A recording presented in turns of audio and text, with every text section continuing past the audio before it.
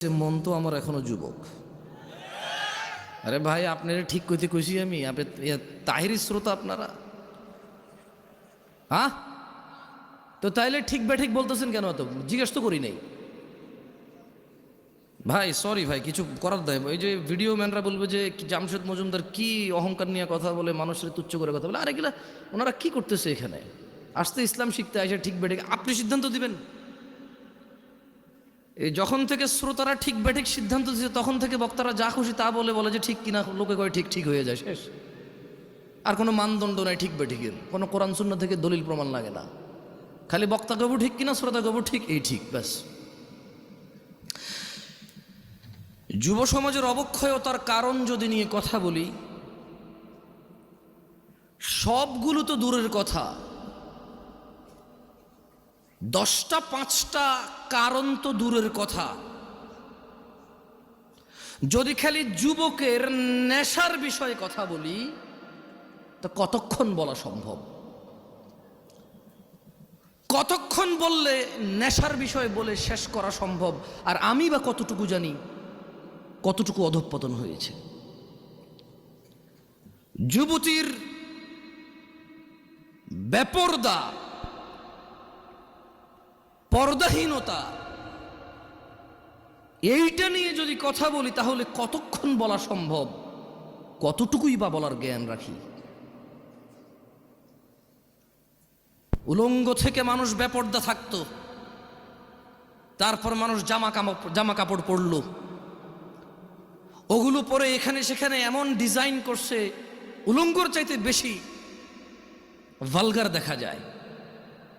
তারপর কিছু মানুষ বোরখা বানানো শুরু করলো, স্ট্রবেরি কালার, পিঙ্ক কালার, বুকের সামনে ফুল, নাভির নিচে ফুল, কোমরের মধ্যে পিতা দিয়ে টাইট করে বান্ধা দিয়া হাত এভাবে তুইলা মেয়েরা মাদ্রাসার হাঁটে এখন। তো যুবতীর, আমার বোনের বেপরদা নিয়ে কথা বললে কতক্ষণ কথা বলবো, আর কতটুকুই বা বলা সম্ভব? আমি বা কতটুকু জানি?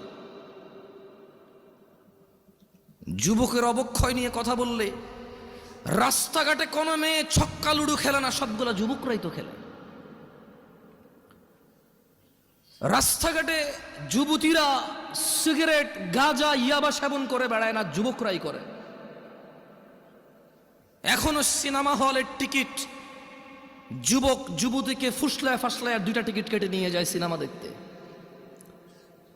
এখনো জানার সমস্ত বিল যুবক ভরে। রাস্তাঘাটে মারামারি, গালিগালাজ, এগুলো যুবকরাই করে, পুরুষরাই করে। আবার আল্লাহ থেকেও আদিষ্ট হয়েছে প্রথমে নিজের চক্ষু অবনত করে লজ্জাস্থানের হেফাজত করতে। সেই যুবক কিনা বেপরদা মহিলার দিকে তাকিয়ে থেকে ফেসবুকে পোস্ট করে, মাইক হাতে বেয়ে কথা বলে, জায়গা জায়গায় সমালোচনা করে, সমাজটা নষ্ট হয়ে গেছে, নারীরাই নষ্টের মূল, বেপরদা চলে, সব ছেলে নষ্ট করে দিছে। অথচ ও ল্যাংটা হাঁটলেও পুরুষের জন্য আল্লাহর পক্ষ থেকে আদেশ, নিচে তাকাবে তারপরে হাঁটবে। ও নিচে তাকাবে না, নিজেরটা মানবে না, আরেকজন মানে নাই, সেটার সমালোচনা করে বেড়ায় যুবক। এখানকার যুবকের ধারণা পর্দা মানে হচ্ছে মহিলা, পর্দা মানে মা, বোন, স্ত্রী, কন্যা, দাদি, নানি, ফুফি, খালা। পর্দা মানে মহিলা। যখন তারা পর্দাকে এভাবে খ্রিস্টানদের মতো, ইহুদি নাসারাদের মতো যখন পরিবর্তন করতে শুরু করলো পর্দার মিনিং, তখন আল্লাহর আযাব এদের উপরে চলে আসছে। এদের মহিলারা বলতেছে যে আরে পর্দা কি পোশাকে আছে নাকি, মনে হলো পর্দা। কারণ এরা পর্দার অপব্যাখ্যা করেছে, এরা পর্দার মানে সমস্ত মহিলার বদনাম করেছে। কিন্তু নিজেকে যে আল্লাহ নিচের দিকে তাকানোর জন্য বলেছে, ওই মহিলার দিকে না তাকাইতে বলেছে, নিষেধ করেছে, সেটা সে মানেনি।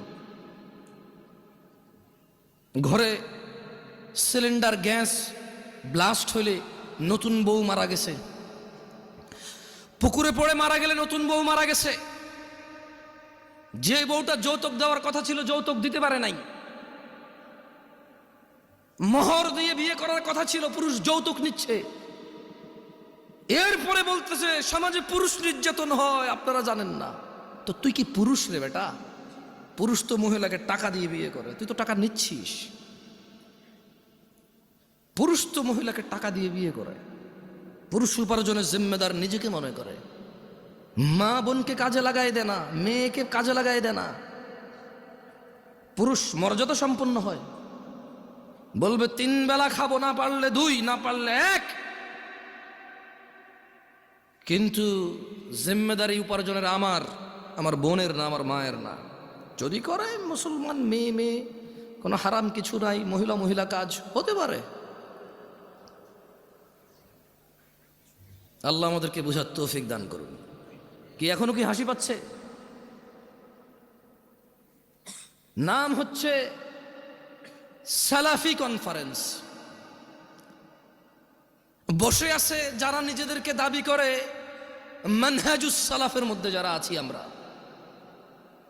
মানহুমুস সালাফ, সালাফকে আসহাবান নবী সাল্লাল্লাহু আলাইহি ওয়াসাল্লাম, নবী সাল্লাল্লাহু আলাইহি ওয়াসাল্লামের সাহাবারা হচ্ছে সালাফ।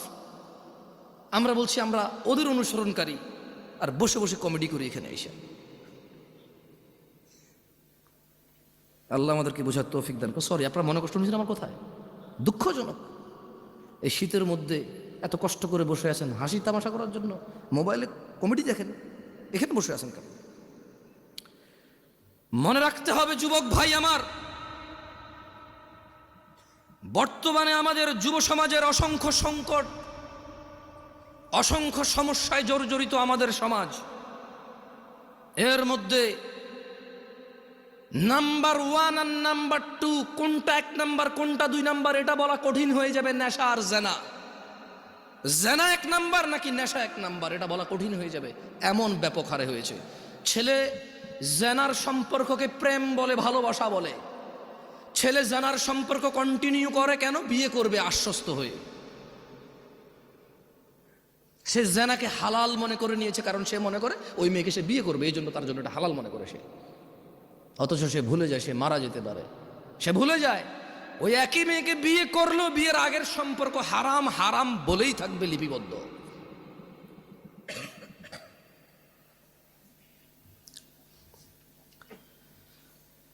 যুব সমাজ মাদকের মরণ নেশায় মেতে উঠেছে। বর্তমান সময়ে অধিকাংশ যুবক মাদকে আক্রান্ত, ধ্বংসের অবলীলায় নিপতিত হতে দেখা যায়। বিভিন্ন ধরনের মাদকের সয়লাভ যুবকদের মধ্যে ছড়িয়ে পড়াতে তারা কোনো না কোনো উপায়ে নেশাগ্রস্ত হয়ে পড়েছে। যারা নেশা করে তারা অধিকাংশই জানে নেশা কোনো রকম উপকারী বা ভালো কাজ নয়, এবং তা মানুষের জীবনাশক্তি বিনষ্টকারী। এইসব জেনে শুনেও যুবক মাদকাসক্ত নেশার অন্ধকার জগতের মধ্যে থাকতে চায়। ও থাকতে চায় নেশায় বিভোর হয়ে, উদাসীনতায় মেতে থাকতে চায়, এটা জেনেও যে নেশা ওকে ধ্বংসের সর্ব উচ্চ পর্যায়ে নিয়ে যাবে, ধ্বংসের সর্বশেষ পর্যায়ে নিয়ে যাবে, এটাও জানে, তারপরও সে মেতে থাকতে চায় নেশায়। মাদকাসক্ত তরুণ প্রজন্ম ধর্ম কর্ম সব কিছু বিসর্জন দিয়ে হতাশাকে, স্যাডনেসকে, সরৌনেসকে আপন করে নিতে চায়, সঙ্গী করে নিতে চায়। জীবনের চলার পথ থেকে বিভ্রান্ত হয়ে পড়েছে এবং বিবেক বুদ্ধি হারিয়ে সামাজিকতা থেকে দূরে সরে যেতে চায় যুবক, নেশায় আসক্ত হয়ে, নেশাকে আপন করে নিয়ে। অথচ মুসলমানের সন্তান জুমআ পড়ে, খুতবা শোনে, ওয়াজে আসে, মক্তবে পড়েছে, মাদ্রাসায় পড়েছে, ওর পরিবারের কেউ না কেউ মাদ্রাসায় পড়েছে, ও ওয়াজ শুনে ইউটিউবে, তারপরেও সে ইসলামের বিধিবিধান সম্পর্কে গাফেল ও বেপরোয়া। অথচ ইসলাম মানুষকে নেশা গ্রহণ, মাদক সেবন হতে সম্পূর্ণ নিষেধ করে। মানুষকে ধ্বংস ও করুণ পরিণতি হতে রক্ষা করার জন্য ইসলামী অনুশাসন মেনে চলার কোনো বিকল্প নেই যুবক ভাইয়েরা। তাই আমাদের জানতে হবে ইসলাম মাদক সম্পর্কে কি কি দিক নির্দেশনা দিয়েছে। কি ঠিক কিনা বলতেছেন না যে কি খারাপ লাগতেছে? তা 2-3 বার জিজ্ঞেস করে নি বলেন, তাহলে ঠান্ডা হয়ে যাবেন। বলবেন যে এত কষ্ট করে ওনার লাগে বসে আছি, উনি একটাবারও ঠিক কিনা বলুন না, ঠিক বলতে পারলাম না। আজকে তো ওয়াজে যে ঠিক হয়েছে স্বীকৃতি দিতে পারলাম না, সার্টিফিকেট দিতে পারলাম না, ঠিক কিনা? ভালো হয়েছে, ঠিক আছে, আর ভালো লাগবে না। লা ইলাহা ইল্লাল্লাহ। দই জমান ভাই, মানুষ জমায়েন না, ওয়াজ জমায়েন না, ওয়াজরে জমতে দিয়ে না, জমে গেলে তো বসে যাবে, শেষ। আমি চাই ওয়াজ না জমুক, ওয়াল্লাহ আমি চাই শ্রোতা না জমুক, ওয়াজ না জমুক। আমি চাই আল্লাহর এই পৃথিবীতে কত নবী রাসূল প্রেরণ করেছে যাদের উম্মত খুবই অল্প সংখ্যক, কিন্তু তারা অসফল নয়।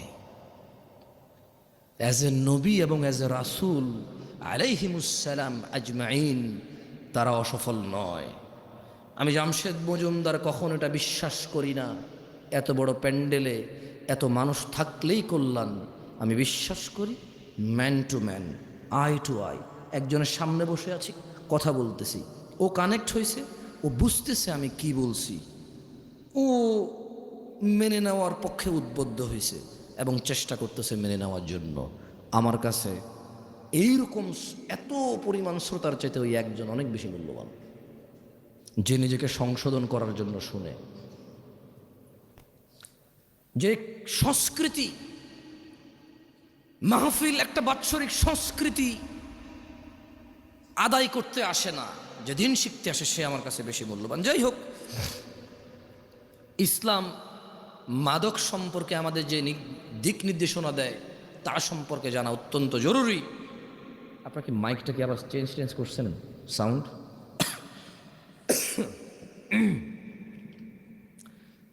রাসূলুল্লাহ সাল্লাল্লাহু আলাইহি ওয়াসাল্লাম মাদক সম্পর্কে সতর্কবাণী উচ্চারণ করে বলেন, যে কোনো ধরনের নেশাজাত পানীয় হারাম।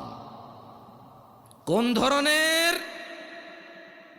এইগুলা বলিয়েন, ঠিক বা ঠিক জিজ্ঞেস করবো না, মানে এতক্ষণ তো কথা বলছি, এখন 2-1টা হাদিস পড়ব, আয়াত পড়ব, আপনাদেরকে জিজ্ঞেস করব। যেটা জিজ্ঞেস করব ক্লাসে যেমন শিক্ষকরা ছাত্রদেরকে পড়ায়া জিজ্ঞেস করে, ছাত্ররা বলে, আমি চাই একটা হাদিস পড়ব, আপনাদের জিজ্ঞেস করব, আপনারা বলবেন। তাহলে কি হবে? আপনারা যখন বলবেন এটা আপনারা ইজিলি মুখস্থ করতে পারবেন, মনে থাকবে ইনশাআল্লাহ। আল্লাহ আমাদেরকে তৌফিক দান করুন, আমিন।